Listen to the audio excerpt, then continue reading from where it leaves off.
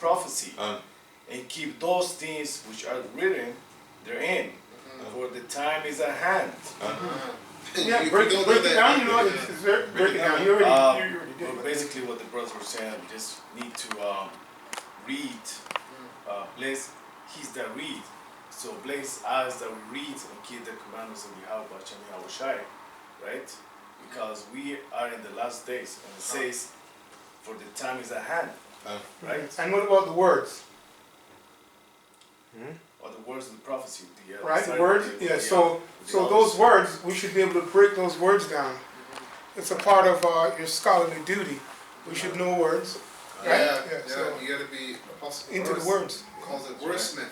Yeah. So there's a blessing for the reading and for understanding the words, going into it. I get so much blessing when brothers go into the words, man. Study to show thyself approved, ultimately. right? Because who are you studying for, right? Obviously for yourself, but you at the end of the day, you got to be approved, right, by the Lord, so you can be dealt with and so that He can deliver you. You have to be a student of this thing, man. And if your brothers on your spare time, there's a PDF. What the Edomite's name is, but it's the verbal advantage, right? You should look it up, man, because there's a lot of unfamiliar words that you can add to your arsenal there. Yes. Because there's no such thing as a big word. There's a word you're unfamiliar with. Okay, the correct term is unfamiliar word, not big words, man.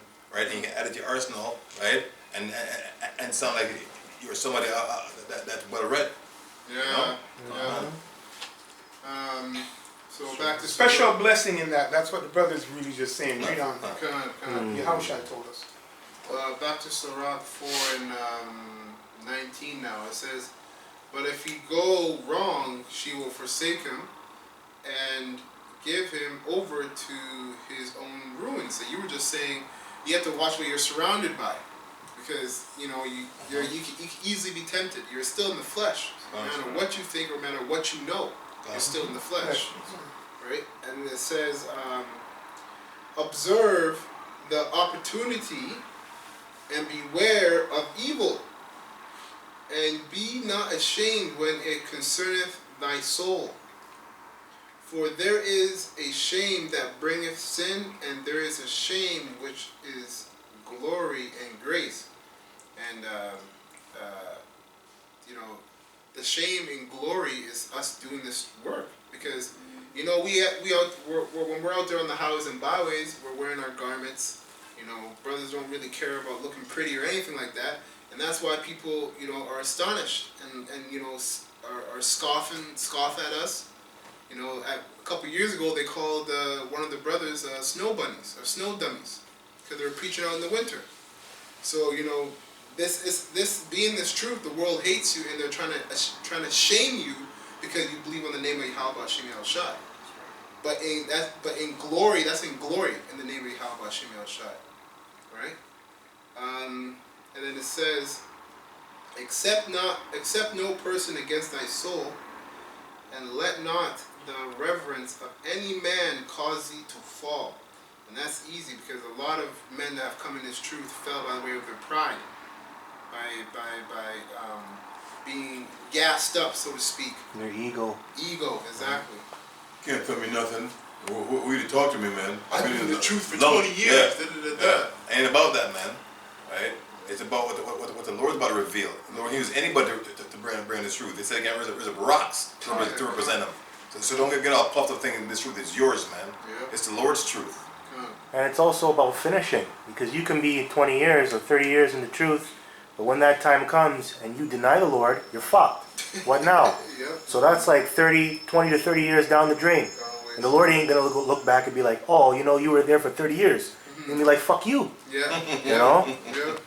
Straight up. Well, yeah, he says it there. And I got to bring the precept out. Right? Okay. So real quick, and we have to be careful. You know, the men of the Lord always have to be careful. Right? We fear Yahweh Shem Shai. So it says here, this is Revelation 3. I'll just jump straight to the point. Excuse me. Straight to the point. All right, Yahushua speaking, the 15th verse. I read the 10th verse earlier on, and then we went to wisdom, which is all in the same because it's a spirit. That's what I was gonna go into that before I came. So it's a spirit. Right, and then this brother told me that it might change. Right, I might change my mind, and then I went into 64. So it says, because thou hast kept my word, the word of my patience, and I'll also keep thee from the hour of temptation, which shall come upon the world, come up all the world to try them that dwell upon the earth. Behold, I come quickly, hold that fast which thou hast, that no man may take that crown. Right? Let me read on. It says, him that overcometh, I will make a pillar in my temple of my power, right? And he shall go not more out, and I will write him the name.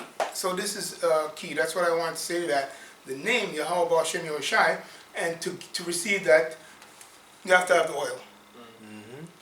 And it's constant flowing through the Spirit and power, right? And that oil is wisdom, knowledge, and understanding. You can break it down on your own time. I got a definition of pillar. Okay, go ahead. So etymology, it says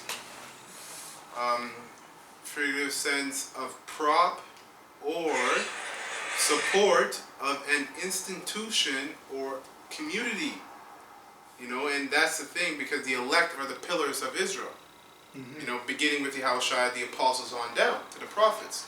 So we're the support of a community, which is Israel, because I think Isaiah 1:9 says, if the Lord had not left us a remnant, we shall have been unto Sodom and Yes. Gomorrah, That's correct. which they were destroyed, eradicated.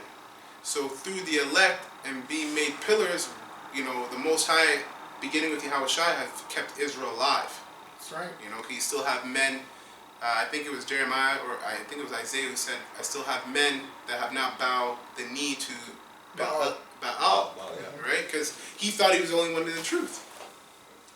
So that was it on that. Quick precept to back you up on that. Come on. This is Ephesians chapter 2, verse 20. And are built upon the foundation. Actually, I'll start, hold on, sorry. Verse 19. Now therefore ye are no more strangers and foreigners, but fellow citizens with the saints, and of the household of the Most High, and are built upon the foundation of apostles Pillar. and prophets, Yahushai himself being the chief cornerstone. Just to back up your point. That's exactly what I just said. Exactly. Beautiful. Okay, so Sirach 4 and 20? 20.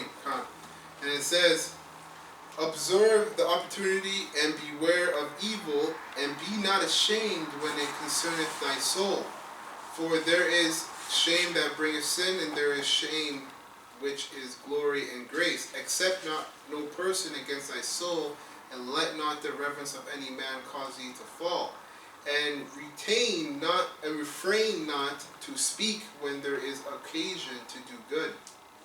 And hide not thy wisdom. So that means when the time comes to camp, man, right, or to make your videos, do them. Right? That's the one time.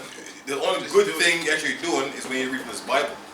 Okay, so the only reason I can't go to camp because I have no gas. When you gotta get some big booty hoe calling you, and I mean talking about I just met a man. She's bro. I see this girl. No man, it says this is the time to do good. You don't miss it. You don't miss these times, man. Yeah. All right, once a week. Yeah, if you're influenced by the oil, all right, and if you're hot, you're going to go. I mean, you're going to stay in the spirit. You're going to cry inside, right? Because you know and see your reward. Simply put, that's all the brother is saying, right? So that oil is what? Wisdom, knowledge, and understanding, right? And to depart from evil is to have understanding, right? And those fleshly lusts, So that's right. It's a spirit that's been placed on you. You keep repeating it because you learn it in your repetition, man. I keep saying that because in the world, I remember we did that Psalm 23, the oil, you get some oil and I realized there was some cooking one in your head. I'm sure that's what it is because the old people are like, oh my headache, man, read Psalms 23 and I rub your head with the aisle. You know what I mean? It's like greasy head is all you had, man. It's like greasy wicked nigga.